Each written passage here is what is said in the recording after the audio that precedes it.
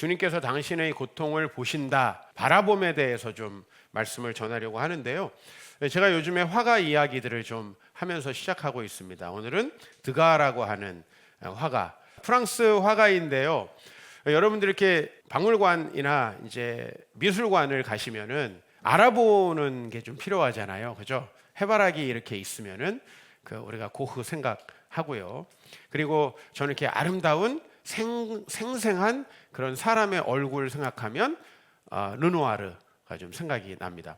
근데 이제 이 발레리나를 주로 그린 화가가 드가라고 하는 화가인데, 이제 좀 딱 알아볼 수 있죠. 발레리나를 너무 이렇게 여성적으로 그린다기보다는 한 사람의 아름다운 인생으로 그린 화가가 드가라는 화가인데, 이 드가는 어쨌든 고흐, 마네, 모네 이런 이제 인상파에 속해요. 근데 인상파 화가들이 주로, 여러분 이제 인상파 하면 해돋이라는 그림 생각나잖아요. 이렇게 나도 그릴 수 있을 것 같은 그런 느낌이, 그냥 붓 대충 이렇게 칠해놓고 희미하게 이렇게 칠해놓고, 농담입니다. 저는 미술 제일 싫어했어요. 좀 희미한, 그리고 경계가 좀 없는 것 같은 그런 풍경화들이 많아요. 풍경화. 근데 이제 이 드가는 인상파 화가로 분류는 되지만 실내에서 그림을 많이 그렸고요. 특별히 발레리나에다가 초점을 맞췄어요. 19세기 중반에 인상파 화가들이 이제 중반에서 후반까지 이렇게 많이 활동을 하는데, 왜 드가는 이 발레리나를 그렸느냐? 사실 프랑스는 예술의 도시 아닙니까? 그죠? 예술이 지나치다 보니까 이번에 하여튼 프랑스 올림픽 개회식이 정말 너무 좀 선을 넘었다라는 평가도 받는데, 어쨌든 그 예술의 도시 프랑스에 이제 19세기에는 음악, 그림 이런 정도로는 만족을 못하는 예술에 대한 더 큰 열망이 생긴 거예요. 그건 뭐냐면 직접 사람이 돌아다니는 거죠. 그죠? 직접 사람이 돌아다니면서. 그래서 이제 발레라고 하는 이제 예술이 유행을 했고요. 그 발레라는 예술을 위해서는 누군가가 이제 발레리나로서 혹독한 훈련 기간을 받아야 돼요. 사실 이 발레라는 게, 이게 몸이 정상적인 사람은 안 되지 않습니까? 저는 율동도 안 되는 사람인데, 이게 막 다리가 이쪽으로 올라와서 막 뭐 어떻게 뒤로 돌아가고 막 이런 거에 대해서 이제 상상할 수도 없어요. 근데 이제 중국으로 말하면 이제 서커스인데요. 그런 얘기들 있죠. 어렸을 때 식초를 많이 먹어서 뼈를 유연하게 한다.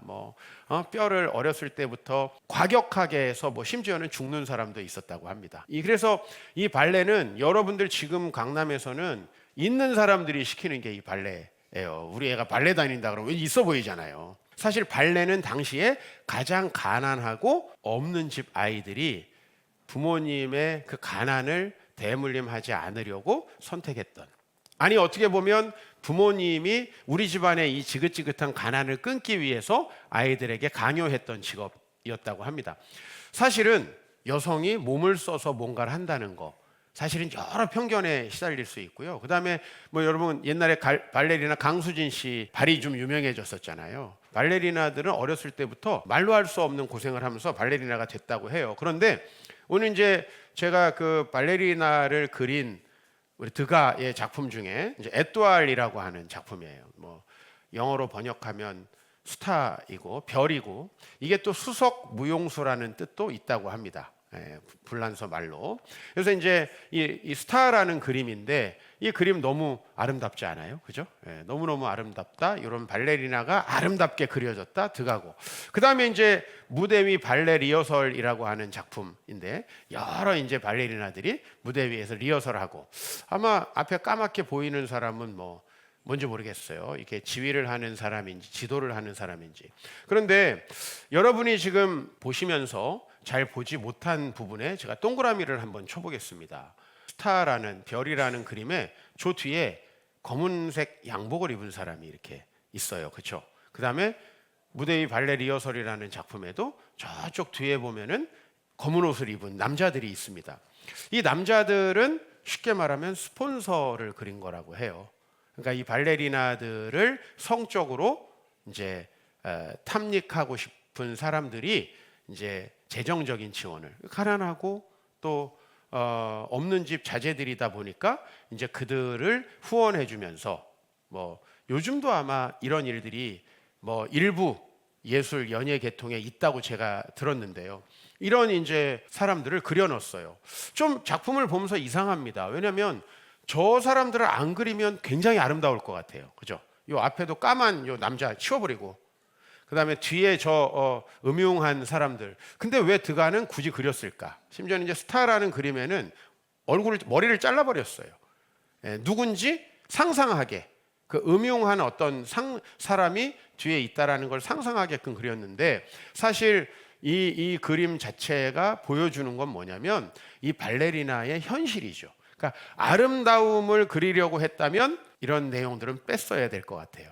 드가의 시선에는 이 사람들의 가난하기 때문에 어쩔 수 없이 이 발레라는 직업을 선택할 수밖에 없었고, 그러나 이들의 그 화려함 뒤에는 이런 검은 유혹들이 있었고, 그 검은 유혹들이 뒤에서 이제 무대가 끝나고 나면 이 사람 데려갔죠. 사실은 드가의 굉장히 더 리얼한 작품도 있습니다. 저 뒤에 있는 사람들이 이 앞에 있는 무용수들과 이 이후에 있었던 일을 그린 작품들도 있는데, 그런 작품들은 제가 보여드리기가 좀 그럴 것 같고, 어쨌든 드가가 바라보는 건 뭐냐면 아름다운 발레리나가 아니고 이 발레리나가 처해 있는 그 안타까운 현실인 거죠. 어떻게 보면은 이 드가는 특별히 19세기 후반에 프랑스의 그 어두운 면들을 그려내고 거기로부터 이 발레리나들을 좀 구원해내고 싶었는지도 모르겠어요. 제가 오늘 열왕기하 4장을 여러분들과 봉독하고 이 그림들을 좀 보게 된 것은요, 이 열왕기하 4장이라는 이 본문이 굉장히 독특한 본문이에요. 여러분, 성경 전체에서 열왕기하가 가지고 있는 비중은 그냥 구약에서 가장 암울한 책이다, 이렇게 보시면 돼요. 지도자들이 타락하고 북이스라엘이 이제 멸망하고, 후에 가서 이제 17장 이후로 가면 남유다까지 멸망하는 그런 책이고요. 열왕기하에 가장 유명한 선지자가 나옵니다. 그건 바로 엘리사라는 선지자인데, 그는 정말 많은 기적을 베푼 선지자입니다. 그럼 여러분, 정말 많은 기적을 베풀었으면 하나님 믿는 사람들이 잘 살았겠네? 반대예요. 하나님을 믿는 사람들이 세상에서 너무너무 고통을 당했기 때문에 오히려 하나님께서 그들을 도우시기 위해서 기적을 베푸신 이야기들로 가득하고요. 오늘 이 말씀이 시작되는 부분에 3장, 이제 우리는 4장을 읽었어요. 3장을 보면 이런 말씀이 있어요. 아합이 죽은 후에 모압 왕이 이스라엘을 배반한지라. 즉 이스라엘은 이전에 솔로몬 시대로부터 이어지던 태평성대를 구가하고 있었어요. 그런데 남쪽과 북쪽이 나라가 갈라지고 하나님을 신실하게 섬기지 않는 사람들이 등장을 하면서 열왕기하는 분위기가 하강합니다. 즉 주변에 이 이스라엘에게 복속돼서 조공을 바치고 하나님의 율법을 배우던 많은 나라들이 배신을 하고 이제 이스라엘을 쳐들어오기 시작하는 거죠. 여러분, 전쟁이 나면 하나님을 안 믿는 사람들만 어려움을 겪나요? 그렇지 않잖아요. 어떻게 보면 이 사회에서 오히려 선량한 사람들이 더 고통을 겪게 되죠. 지난주에 광복절이 있었습니다. 우리 광복절이 오기 전에 어떤 사람들이 고통을 당했을까요? 친일파나 권력자들. 일본이 권력을 잡는데 도와준 사람들은 아마 큰 고생을 안 했을지도 모르겠습니다. 선량한 사람들, 특히 하나님을 믿는 사람들, 많은 고통을 당했죠. 모압이라고 하는 나라가 쳐들어옵니다, 지금. 그러니까 얼마나 많은 성도들이 어려움을 당했겠습니까? 6장으로 가보겠습니다. 이후에 아람 왕 베나닷이 그의 온 군대를 모아 올라와서 사마리아를 애웠습니다. 그러니까 모압이 배신해요. 뒤에는 아람이 쳐들어와요. 이 나라들이 쳐들어온다는 건 전체적으로 보면 하나님께서 지금 북이스라엘을 책망하고 심판하고 있는 것이죠. 그런데 그렇게 전쟁으로 쳐들어오면 누구도 어려움을 겪는다는 거예요. 선지자들도 어려움을 겪고 하나님을 신실하게 믿는 사람들도 어려움을 겪어요. 특히 누가 이때의 왕이었냐면 아합과 그의 아들 아하시야 여호람이 왕이었어요. 그러니까 이 아합 왕은 북이스라엘에서 가장 악한 왕, 하나님을 가장 대적하는 왕이었어요. 여러분, 솔직히 정부가 하나님을 안 믿는 사람들 내지는 무속에 빠져 있는 사람들 혹은 그 정책이 성경과 너무 반하는 사람들이 정치를 하면 우리 기독교인들이 힘들어요. 제가 이제 9월 달에 연세대학교에 체프를 갑니다. 근데 제가 체프를 요청받으면서 들었던 참 씁쓸한 말이 뭐냐면은, 목사님, 예수님 얘기는 가급적이면 안 하셔야 됩니다. 저는 할 거거든요. 그냥 하고 안 갈 거예요. 지금 이런 분위기는 이 그동안의 수십 년 동안 정부의 분위기와 무관하지 않습니다. 기독교 사학들에서 채플을 없애려고 하는, 혹은 그 채플에 대해서 많은 사람들이 이제 헌법소원 같은 걸 제기하고 또 그거의 부당함을 얘기했을 때 지금 대법관들 중에서 예수를 안 믿는 사람들은 그걸 다 인용해 줍니다. 그렇죠? 그러니까 점점 기독교 사학이고 선교사님들이 피땀 흘려 세운 학교인데 채플도 하기가 어려워지고 채플을 형식적으로 유지하지만 예수님 얘기하지 않는 채플, 무슨 의미가 있습니까? 그죠? 그러니까 지금 사회가 이렇게 어려워지면 사실은 그 핍박을 누가 받냐면 기독교인이 받죠. 제가 어렸을 때 정말 충격적으로 봤던 영화는 이제 저 높은 곳을 향하여라는 영화인데, 바로 주기철 목사님이 순교하는, 주기철 목사님이 언제 순교했냐면 광복 1년 전쯤 순교하셨습니다. 그런 어려움들을 이 하나님의 백성들이 당하게 된다라는 것이고, 그것은 시대적인 악과 이렇게 반비례해서 시대적인 악이 크면 기독교인들은 더욱더 어려움을 겪는 거죠. 이때 이제 한 사건으로 확 포커스를 맞춥니다. 4장 1절에 선지자의 제자들의 아내 중 한 여인이, 여기서 선지자는 누구예요? 엘리사라고 하는 선지자고요. 엘리사 선지자 밑에 많은 사람들이 하나님을 신실하게 섬기는 자로서 또 이 악한 세상에 말씀을 전하려고 준비를 하고 있었는데, 그 사람 중에 한 사람이, 그 선지 생도가 죽었고요. 그 다음에 그 사람이 여호와를 되게 경외하는 사람이었는데 정작 그 남편이 죽으니까 코스가 어떻게 됩니까? 이제 빚을 지겠죠. 빚을 못 갚으니까 자녀들이 종이 되겠죠. 이제 이런 너무나 힘든 어떤 과정들이 진행이 되고 있는 거예요. 빚 준 사람이 와서 나의 두 아이를 데려가 그의 종을 삼고다 하나이다 라고 하면서 4장이 시작돼요. 그러니까 지금 3장과 6장을 우리가 봤어요. 전쟁들이 일어나고 있어요. 하나님의 백성들이 왕을 중심으로 해서 하나님을 반역하고 있어요. 그럴 때 하나님을 섬기는 사람들의 그런 고통, 여러분들이 어떻게 보면 불신 가정에서 계속 살았다면 삶의 문제들은 있겠지만 종교적 갈등은 없었을 거예요. 최근에 왔던 어떤 자매님도 교회를 한 주 왔다가 지금 부모님 반대해서 못 오고 계십니다. 그러니까 신앙을 가지면서 오히려 그 신앙 때문에 어려움을 겪는 경우가 있는데, 바로 이 시대에도 마찬가지였다는 거예요. 자, 이 이야기가 1절부터 7절까지 오늘 이제 우리 이 이야기를 공부할 거고요. 그 다음에 8절부터 37절까지가 수넴 여인이라는 당시의 선지자들을 뒤에서 계속 돕던, 광복절로 말하면 이거 어떤 사람들이에요? 광복군의 군자금을 대주던 어떤 자매, 그죠? 근데 그 자매 아들이 죽어요. 또 그게 수넴 여인의 아들이 죽는 거예요. 그게 37절까지 나와요. 그 다음에 38절부터 41절까지는 더 짠한 이야기가 나오는데, 길갈이라는 곳에 선지자들이 있어요. 선지자들이. 근데 이 선지자들이 정부에서 하나님 말씀을 대적하는데 평안할 수 있겠어요? 그죠? 굉장히 어려움을 겪고 있었어요. 근데 이 사람들이 이제 너무 경제적으로 어려우니까 들에 나가서 먹을 수 있는 채소를 가져다가 야채 스프를 끓였어요. 근데 그게 잘못해서 독이 있는 야채를 가져다가 끓인 거예요. 그래서 집단으로 지금 죽을 수밖에 없는 상황. 이게 바로 38에서 41절. 그 다음에 마지막 42에서 44, 마지막 석절은 가난한 선지자의 제자들이 있었는데, 이 선지자들이 100명이 있었어요. 100명. 여기 이제 신학교에서 온 100명. 근데 떡이 20개밖에 없어요. 빵이.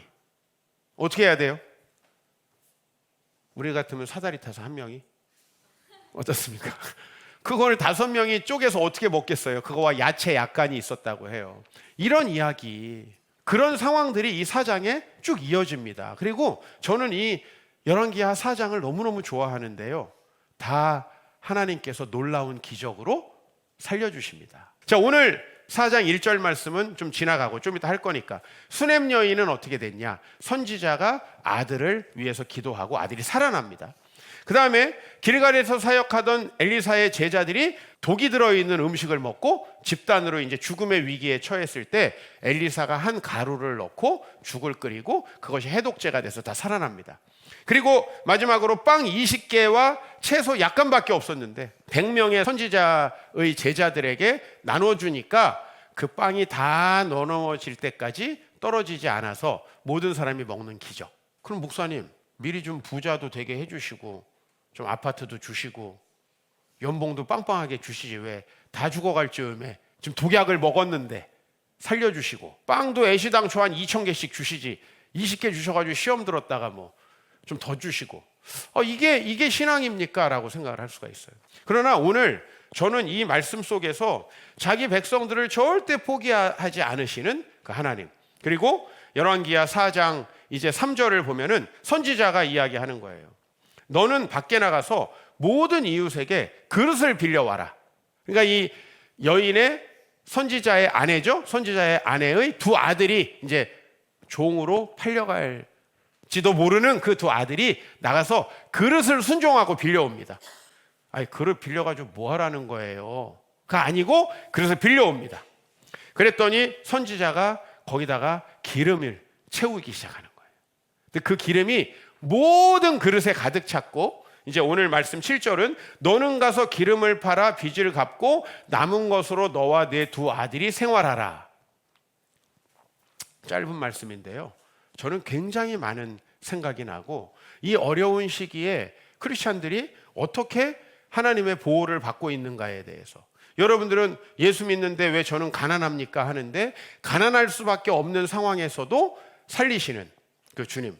저는 지난주 주일 밤에 우리 송장로님하고 좀 얘기할 게 있어가지고 밤에 만나서 양평까지 둘이 드라이브를 다녀왔습니다. 일부 예배 때 여러 자매들이 뭐 하자는 거야? 뭐 이런 남자 둘이서 양평에 한밤중에 왜 가냐? 이런 표정을 하셨는데 저 이제 차를 타고 양평에 가면서 이제 대화가 좀 이렇게 시작됐어요. 목사님, 지금 보니까 내가 목사님 처음 만났던 나이가 우리 태아 나이예요. 그러면 그 태아가 중학교 2학년이에요. 제가 지금과 얼굴이 거의 똑같은 우리 송장로님을 중학교 2학년 때 처음 만났어요. 그리고 저희는 너무너무 어려운 상황에 그때 송장로님네 아버지는 집에서 소를 키우고 있었어요. 이게 지금 조선시대가 아닙니다. 80년대 후반이에요.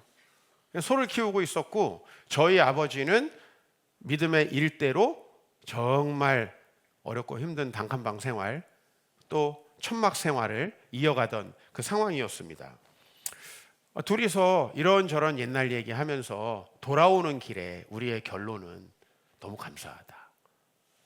하나님께서 그 시절에 우리를 지켜주셨다. 그리고 적어도 송장님과 제가 여러 어려운 일을 겪었던 건 사실이에요. 또 가난했던 것도 사실이고 그런데 그 상황에서 늘 하나님의 은혜를 사모하고 송장님이 우리 교회에 어떻게 오시게 됐어요? 둘째 아들 백혈병으로 고통당할 때 우리 교회에 오게 됐고요. 그리고 지금 이제 이 16년 이상을 함께 하면서 하나님의 은혜를 나누고 있잖아요. 그리고 참 감사하게도 이 목사의 뒤를 이어서 또 우리 이한이를 품어서 이 과정들을 얘기하는데 참 눈물이 날 정도로 우리의 지난 한 40년 정도의 이 삶이 너무 감사하고 행복한 거예요. 그래서 참 감사하고 내가 고맙다고 그랬어요. 잘 살아줘서 고맙다 진짜. 그리고 하나님이 앞으로 더 많은 축복을 주셨으면 좋겠다. 정말 그럴 때 항상 이 말씀 생각나요. 여러분 어떻게 그리스도인으로 살아가면서 믿지 않는 자들에게 핍박 안 받을 수 있겠습니까? 때로는 정직하게 여러분들이 하나님 바라보면서 특히 선교와 또 목회의 길을 가시는 분들 얼마나 때로는 어렵고 힘듭니까? 또 우리 교회에 여러 목회자 자녀들이 있는데 아마 어렸을 때 고생 말도 없이 많았을 거예요. 오늘 아침에 이 원고를 다시 이제 점검하는데 이 빈 그릇이 좀 생각나면서 제 중학교 때 시절로 돌아가더라고요. 그때 당시 저희 아버지는 경기도 평택군 진위면이라는 그 시골 마을에서 목회를 하시고 계셨는데 제가 집에서 학교를 가자면 중간에 공장지대 풀밭을 지나가지고 저수지가 있는 뚝방길을 지나서 밭을 좀 지나면 학교가 나옵니다. 그 길을 맨날 오갔어요. 하면 아침에 바지가 다 젖어요. 왜냐하면 그 풀밭을 지나가다 보니까 이슬이 많이 묻어가지고 이제 거기를 다 이렇게 걸어서 오갔는데, 하루는 학교를 갔다가 집으로 오는데 그 풀밭에 빈병이 하나 떨어져 있는 거예요. 빈병이. 중학교 2학년 때입니다. 그래서 하나를 주웠어요. 주우려고 이렇게 하니까 그 옆에 또 병이 조만치 하나 또 있어요. 그래서 줍고 가서 또 하나를 이렇게 그랬더니 여기 또 병이 있어요. 약간 동화 같지 않나요? 이렇게 계속 주스러 가다 이상한 새끼로 빠지는 뭐 이제 이런 동화들이 많은데, 그래서 이게 내가 두 손으로 갖고 올 수 없는 양이 됐어요. 그래서 이제 그걸 놓고 집에 갔어요. 그래서 우리 이정원 장로, 우리 동생을 불렀죠. 야, 가자. 그래서 이제 가서 병을 줬는데 그날 제가 360개 정도를 줬어요. 이건 거의 노다지예요. 그 당시에 저한테 보물섬인데, 왜냐하면 제가 중학교 1학년 때 딱 3,000원을 가지고 1학년을 공부했어요. 뭐냐면 헌책방에 가서 1,000원짜리 책 3권을 사서 나머지는 교과서로 떼어가면서 중학교 1학년을 공부했고, 그렇게 저는 1,000원, 1,000원, 1,000원, 9,000원으로 중학교를 졸업한 사람이에요. 근데 그날 저희가 병을 팔아서 번 돈이 4,000원이 넘어요. 그러니까 이건 저희한테 굉장히 노다지죠. 저는 사실은 어머니 아버지가 너무 어렵다는 걸 알았기 때문에, 첫째니까. 우리 나머지 둘은 형편없는 놈들이었어요. 근데 저는 첫째니까 용돈을 달라고 할 수 없는 거예요. 없는 걸 알고 또 힘든 걸 아는데, 근데 오늘 아침에 그 시절을 내가 어떻게 했나 하니까 수많은 기억들이 생각이 나는 거예요. 그 병을 왜 나에게 주셨을까? 보니까 그 옆에 있는 공장 시대에서 이제 그때 당시에는 우리 그런 좀 천박한 말을 썼어요. 공순이 공돌이. 그러니까 우리나라에서 이 산업체에서 일하는 그 젊은 분들이 때로는 힘드니까 소주도 한 잔 마시고, 때로는 콜라도 한 잔 마시고. 근데 이분들이 또 리사이클링 이런 걸 알아요? 모르죠. 그래서 이거를 공장 담벼락 뒤로 수년 동안 던져온 거예요. 그리고 거기 풀이 이렇게 수북하게 있으니까 이게 안 보이잖아요. 그걸 하나님께서 제 눈에 보여주셨어요. 저는 빈병을 채우지 않고 팔았어요. 팔아서 굉장히 오랫동안 용돈을 썼던 기억이 납니다. 하루에 용돈이 한 100원 정도면 너무나 해피한 시대였기 때문에 이거 굉장히 큰 돈이었어요. 한 번은 뚝방길을 걸어서 동생하고 같이 오고 있었어요. 근데 저 밑에 수로에 뭐가 꾸물꾸물 하는 게 보여요. 직감적으로 미꾸라지다. 저걸 잡아서 엄마를 갖다 드려야 되겠다 하고 이제 집에 가서 소쿠리를 가지고 또 동생 위치로 해가지고 동생이 이제 열심히 이거 있잖아요. 발로 막 이제 헤집어야 그 뻘 속에 있는 미꾸라지가 나오잖아요. 미꾸라지 열심히 잡고 있었어요. 근데 옆에서 위에서 그 뚝방길을 어떤 아저씨가 오토바이를 타고 쫙 지나가세요. 야, 니네 뭐해? 그래요. 미꾸라지 잡는데요. 그랬더니 아저씨한테 팔아라. 그러니까 저는 거의 자연인 어렸을 때 하고, 그다음에 뭐 제가 좀 비공식적으로 한국 이 재활용 센터계에 제가 대부입니다. 빈병을 360개 정도를 제가 재활용을 하고, 그것만이 아니에요. 저는 고철, 구리, 뭐 종이 이런 것들을 다 모아다가 집에다 놓고 그걸 팔아서, 오늘 팔았어. 기름을 팔아 빚을 갚고 남은 것으로 너와 내 두 아들이 생활하라. 저는 너와 내 두 동생이 생활하라. 제 두 동생들과 함께 어린 시절을, 이건 리얼한 거예요. 용돈 받아본 적이 없어요. 근데 하나님께서 오늘 그런 생각이 들었어요. 왜 그런 것들을 눈에 띄게 해주셨을까? 요새 애들한테 얘기하면 목사님 거지였나? 그렇게 얘기할 거예요. 근데 왜 그런 것들을 눈에 띄게 하셨고, 왜 나는 아버지에게 손을 벌리지 않고 그렇게 그런 걸 가지고 용돈을 벌면서 한국의 이 리사이클링 업계에 이렇게 봉사를 했는가 생각을 해보면, 이건 하나님의 은혜라고 설명할 수밖에 없을 것 같아요. 저는 그런 식으로 항상 돈이 있었어요. 물론 그 돈은 2명의 또 식솔들이 있어가지고 늘 부족했고 어려웠어요. 그러나 하나님께서 저를 진짜 돌아봐 주고 계셨구나. 그리고 그때 당시에 그 빈병을 줍던 그 근처에 있던 한 중소기업 사장님이 바로 지금 저에게 이제 상속을 해주시려고 하는 그분이세요. 제가 아마 주일날엔 얘기 안 해가지고 여러분들 잘 모를 텐데, 모르시는 분들 주변에 물어보세요. 그러니까 저는 그 어려운 시기에 항상 왜 난 이런 데서 살아야 되나 하지 않았던 것 같아요. 이 아들들처럼 가서 그릇을 빌려오는 거예요. 빈병이 있으면 줍고 고철이 있으면 주워다가 고물 아저씨한테 줬는데, 저는 그러면서 그 어려운 시기들을 잘 넘겼던 것 같고, 또 우리 부모님은 그런 것들에 대해서 너무 감사하고 늘 저를 칭찬해 주셨고, 그러다 보니까 저도 자존감도 높아지고 부모님의 사랑 때문에 늘 흔들리지 않는 이 건강한 마음을 갖게 된 것 같아요. 여러분, 이 시대가 그리스도인으로 살아가기가 쉽지 않습니다. 어느덧 우리 어렸을 때는 교회 간다 그러면 그래도 칭찬받고, 교회 간다 그러면 어유 착하네 이런 얘기 들었는데요. 요새는 교회 간다 그러면 미신을 믿는, 요새는 교회 간다 그러면은 사람들을 포용하지 못하고 정죄하는 사람들로 우리가 패러다임이 딱 짜여 있어요. 그러다 보니까 참 시편 말씀이 많이 생각납니다. 하나님을 신실하게 섬기던 다윗도 이렇게 고백합니다. 여호와여, 나의 대적이 어찌 그리 많은지요. 하나님을 믿는 것이 반드시 막바로 모든 평안과 기쁨과 행복이 되는 건 아닙니다. 그 중간 과정에 수많은 사실은 어려움들이 있고요. 이 아합 왕과 아하시아와 여호람 왕이 다스리던 시대에 바로 그 사이에 껴있잖아요. 아람과 또 모압이 배반하고 쳐들어오는 이 시기에 하나님의 백성들은 권력자들에게도 어려움을 당하고 해외에서 침략하는 자들에게 수탈도 당하는 그런 어려움을 겪을 수밖에 없었다. 저희도 저희 가정이 워낙 하나님과 먼 세대였기 때문에 저희 아버지가 경제적으로 어려움을 겪으면서 많은 곳에서 희생을 하실 때 그걸 이해해 주는 친척은 아무도 없었다는 거예요. 여러분, 우리가 그리스도인이기 때문에 좀 자발적 청빈을 선택할 때도 많이 있잖아요. 그리스도인이기 때문에 내 시간을 가족들보다는 이웃에게 보낼 때도 있잖아요. 그거를 여러분들 주변에 이해 잘 못합니다. 그런 어려움들이 우리에게 있어요. 그러나 저는 로마서 8장 17절 자녀이면 또한 상속자 곧 하나님의 상속자요 그리스도와 함께한 상속자니 우리가 그와 함께 영광을 받기 위하여 고난도 함께 받아야 할 것이니라. 믿음을 지킨다는 것은요, 그렇게 저처럼 어렵고 혹독한 가난의 시절을 보내야 될 수도 있습니다. 그런데 그 가난의 시절이 그러면 제가 아들의 입장에서 되게 힘들고 어렵고 고통스러운 시기이기만 했느냐? 천만에요.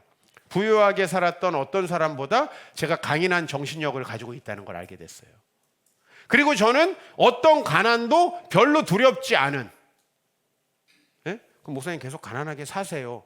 그럴 것 같은데, 여러분 16세기에 종교개혁자 칼뱅이 두 가지 덕목을 강조했어요. 하나는 직업은 하나님의 부르심이다. 두 번째, 그래서 우리는 근면하고 검소해야 한다. 여러분, 근면하고 검소한데 부자 안 될 사람 있나요? 근면하고 검소한데요, 이게 바로 유럽의 이제 부유함을 태동시킨 거라고 많은 학자들이 이야기를 합니다. 지금도 마찬가지예요. 근면하고 검소했던 우리 선배들 세대가 우리나라 상당히 부유하게 만든 건 사실이에요. 그죠? 근면하고 검소한데 어떻게 미래가 없을 수가 있어요? 반대죠. 게으르면서 사치하니까 어려움을 겪게 되는 거죠. 저는 자동으로 우리 부모님 세대에 근면하고 검소함을 이어받았어요. 왜? 경제가 어려웠기 때문에. 근데 그게 저에게 목회하면서 너무 도움이 된 거예요. 저희 아내도 저랑 같이 살려고 어렸을 때부터 저보다 더 가난하게 훈련됐더라고요. 제가 우리 아내가 살아가는 집을 가보고 요새도 이런 데 사는 사람들이 있구나. 처음에 굉장히 충격을 받았어요. 나도 굉장히 어렵게 산 사람인데 야, 요새 이렇게 사는 사람들이 있구나. 근데 그렇게 훈련받았기 때문에 아마 저와의 그 개척의 과정과 결혼 초기를 기쁘고 행복하게 이겨낼 수 있었던 것 같아요. 저는 하나님이 우리를 보고 계신다라고 하는 것 항상 기억합니다. 요새 제가 좀 바빠졌습니다. 요새는 코로나 시절이 좀 그리워집니다. 매일 아침에 교회 와서 기도하고 책 보고 하던 그 시절이 좀 그리워지기도 하는데, 또 내일부터 제가 한 3주 동안 또 해외 사역을 나가야 됩니다. 그러다 보니까 조금 요새 저하고 이루의 사이에 문제가 생기고 있습니다.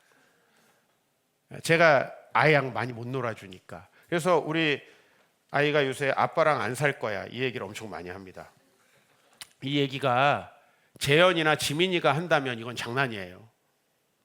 근데 우리 이루가 이런 얘기를 할 때 저는 되게 심각합니다. 물론 우리 아이가 이걸 진담으로 100% 하는 건 아닙니다. 근데 제가 사역이 바빠지는 상황 속에서 우리 아이가 또 난독증이 있잖아요. 지금도 센터를 계속 다니잖아요. 그러니까 자꾸 만나면 숙제를 시키는 거예요. 어쩌다 한 번씩 나타나가지고 계속 숙제를 시키는 이런 놈하고 누가 살고 싶겠어요? 이게 빌드업이 필요하잖아요. 한참 놀아주다가 하든지, 아니면 숙제 끝난 다음에 목욕탕을 같이 가든지, 뭔가 이렇게 앞뒤로 뭐가 있어야 되는데 저는 계속 아이한테 숙제를 강조. 한글 공부했어? 센터 숙제했어? 그 다음에 눈물 흘리며 하다가 아빠랑 안 살 거야. 이제 이런 식의 패턴이 계속 이제 이어지고요. 우리 재현이가 한 번은 껴들어서 저를 도와주는 거예요. 야, 우리 아빠 없으면 못 살아. 이 집도 아빠 거야. 형이 용돈을 모아가지고는 몇십 년을 모아야 이 집을 살 수 있어. 우리 재현이는 수학을 못 하더라고요. 몇백 년이에요. 사실 몇백 년을 모아야 돼요. 몇십 년이 아니고 공을 하나 빼뜨렸어요. 몇백 년을 모아야 돼요. 그 전세금만 모으려고 해도. 근데 우리 아들이 굉장히 간단한 처방을 냈어요. 아빠가 나가면 되잖아. 그래서 내일 갑니다. 아빠가 나가면 되잖아. 위기가 찾아왔어요. 지난주에도 우리 아내가 뭐 여러 강의랑 이런 것들이 있어가지고 제가 이제 우리 아들을 계속 픽업했습니다. 월요일, 화요일, 수요일.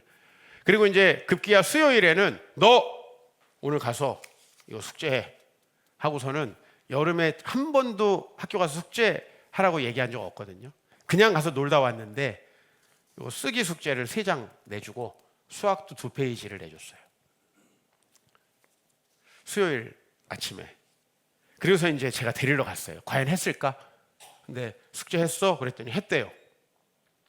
내가 이제 마음에 품고 갔어요. 숙제를 했다면 목욕탕 가야 되겠다.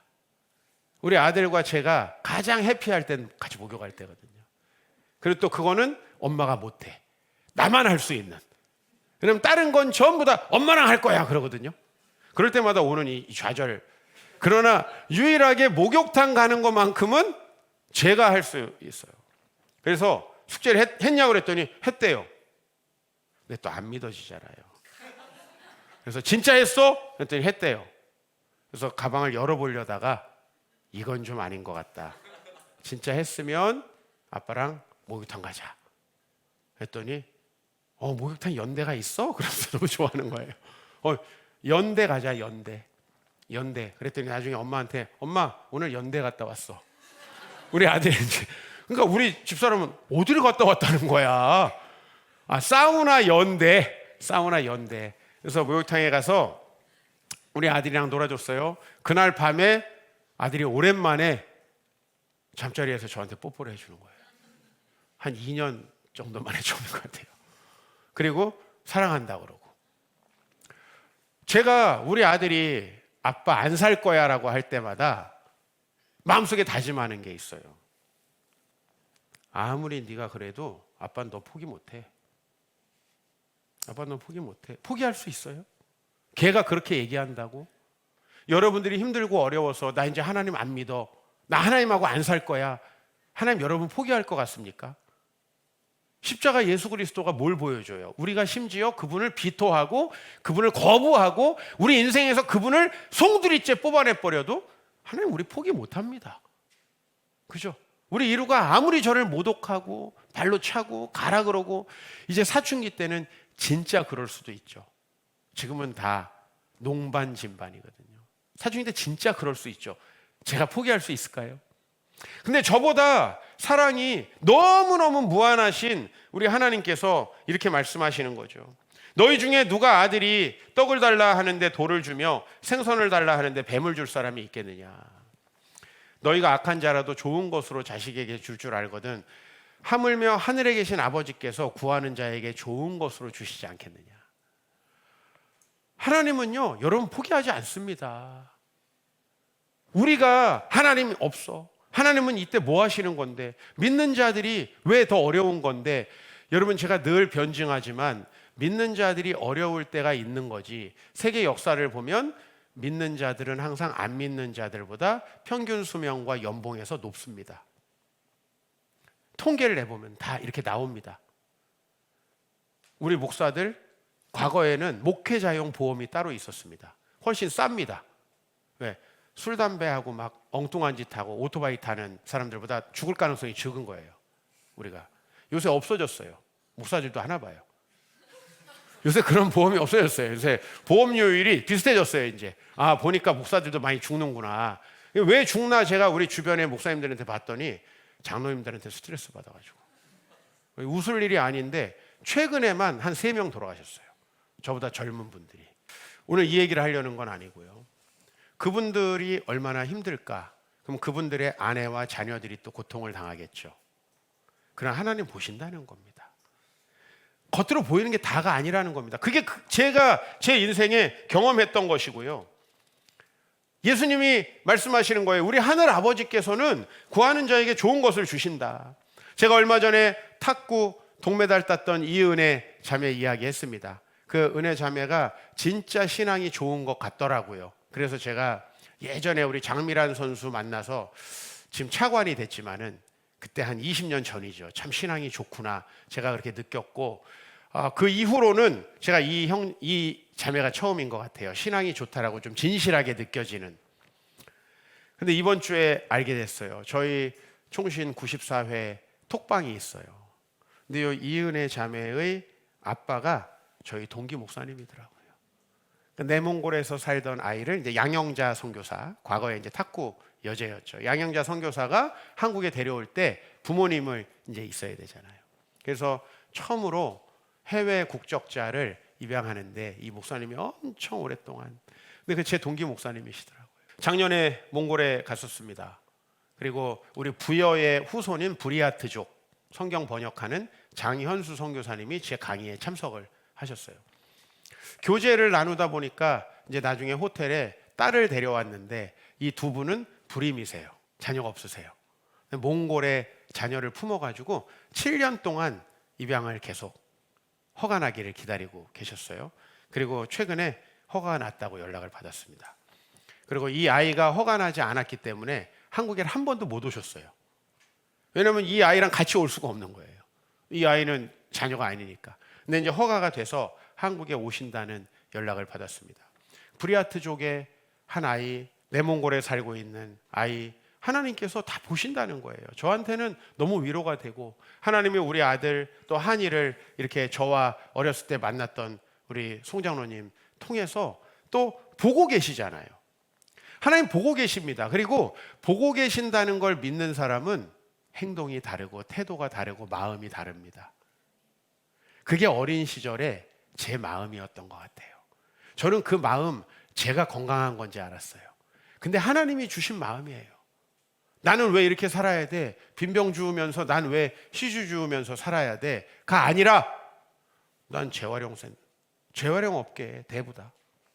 늘 어렸을 때 그렇게 생각했고요. 그리고 그걸 전혀 부끄럽게 생각하지 않고 부모님에게 짐을 좀 가볍게 해드릴 수 있다는 면에서 늘 해피했고, 그리고 그러면서 그걸로 어쨌든 동생들하고도 나눌 수 있다는 거에 대해서 늘 감사하면서 살았는데, 그 마음이 어떤 마음일까?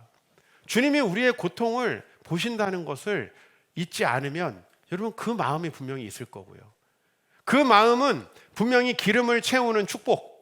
우리가 심지어는 가난해서 독이 있는 음식, 별로 안 좋은 음식을 먹을 수도 있죠. 가난해서. 그러나 그런 음식을 먹어도 더 건강하게.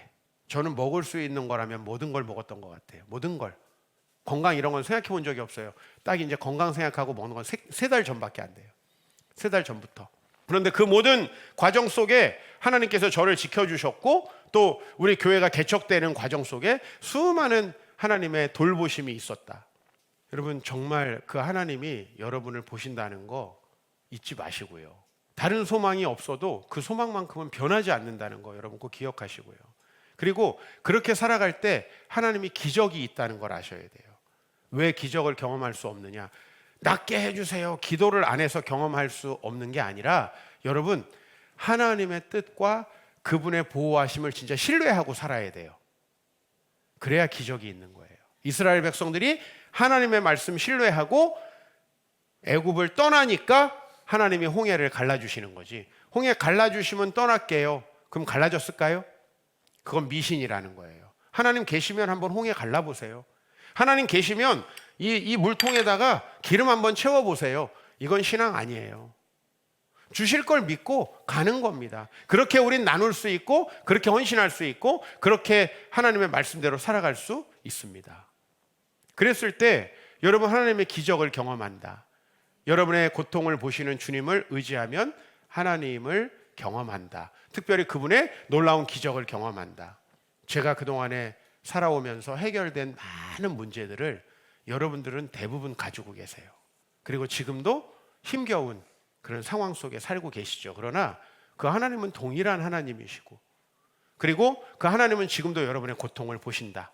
오늘 4장에 나오는 가난한 선지자의 사모님, 선지자들을 돕던 한 독지가 수넴 여인, 그리고 가난해서 독 있는 풀을 먹을 수밖에 없었던 선지자들과 빵 20개를 100명이 나눠 먹어야 되는 그 가난한 선지자들 다 하나님이 먹이시고 입히셨습니다. 그래서 저는 이 말씀이 너무 좋고요. 이 말씀을 너무 사랑하고요. 이 말씀을 읽으면 저의 너무나 많은 과거들이 생각나고 그때마다 저를 도와주셨던 하나님이 생각나요. 그게 진짜 좋은 이유는 뭔지 아세요? 제가 미래를 살아갈 때 그게 너무나 도움이 된다는 거예요. 그리고 제가 미래를 살아갈 때 너무 건강하고 담대하게 살아갈 수 있게 된다는 거죠. 여러분, 그 하나님을 오늘 믿으시기 바라고, 그 하나님이 여러분의 고통도 돌보신다는 걸 꼭 기억하시고 소망 가운데 살아가시기를 주의 이름으로 축복합니다.